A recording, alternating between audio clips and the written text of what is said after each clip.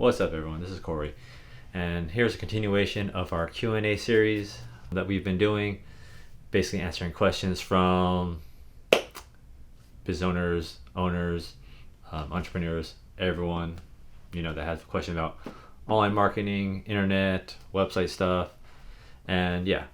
So here we go.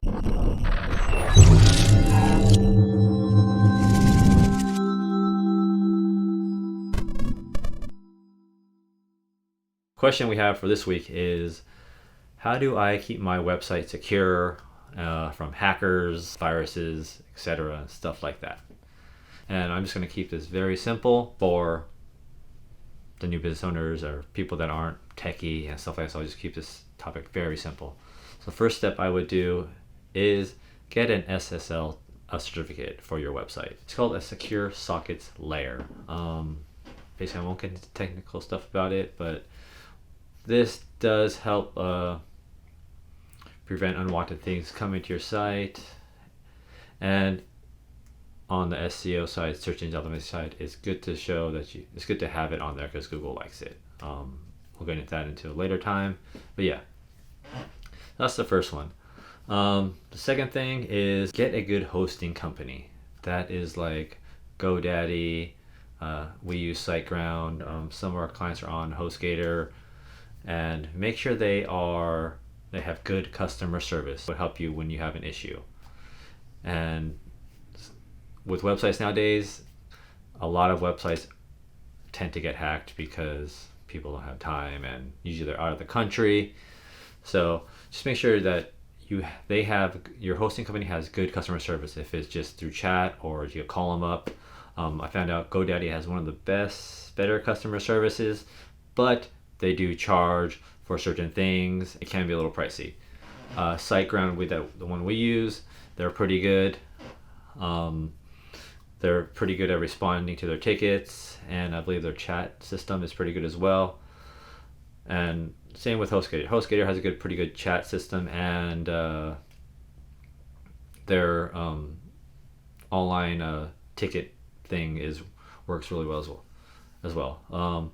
In a later video, I will go into the different type of hosting companies out there, the ones we recommend, the ones maybe we don't, and yeah.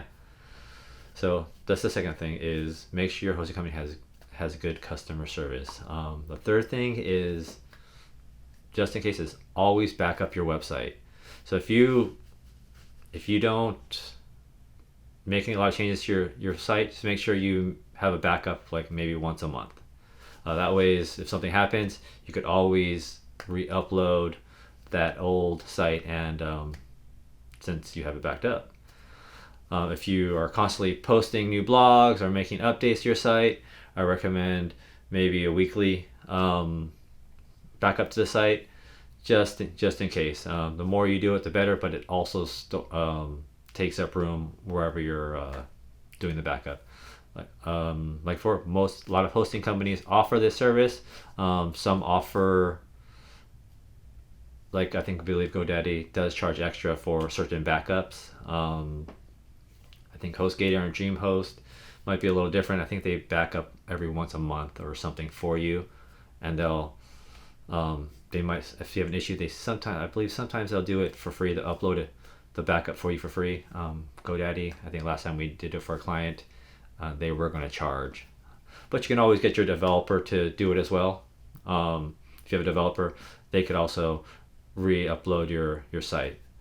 Like WordPress has tools that does backups for you, like plugins and stuff. Other platforms do as well. You just have to look into it. So the third thing is, make sure you back up your site. The fourth thing is, make sure your website is always up to date. I'm just going to go over to WordPress because a lot of our clients are on WordPress, and our custom sites are a little different, and WordPress is the most popular one right now. So make sure the WordPress is updated. All your plugins are constantly updated. I would check at least once or twice a month, because if the plugins get old and you don't update it, that's how people sneak in and through the back end and hack your site. So the fourth thing is, make sure your website is always up to date, and your hosting company will also update their servers as well. Make sure when they send you that email and they say they're going to do it, make sure you check and that make sure that your website is running properly. So yeah, that is the fourth thing. And the fifth thing is any form you have or place for people to comment, I would add a CAPTCHA to it, just because this prevents any spam and any other weird comments or weird things that people might be sending to you. So stop any bots as well or any weird things from happening. So these are like kind of the 5 easy steps. I'll list it right here of the 5 steps that I would take that will prevent your site from getting hacked or broken into. And remember, this is all just preventative. If someone really wants to get into your site, they will. Just like if someone wants your credit card, they will get it, and it's up to the bank and yourself to be diligent to stopping it, like checking your bank account all the time. So yeah, the website is kind of your identity as well, so make sure you're kind of on it, and make sure your passwords aren't easy like 123 or ABC or your name or your birthday. Make sure it's a little bit more complicated than that. And yeah, so that's the 5 things I would do to help secure your site. These are very simple. Like I said, I'm making it easy for people that aren't so techy. So yeah, and I'll see you guys in the next one. Thanks.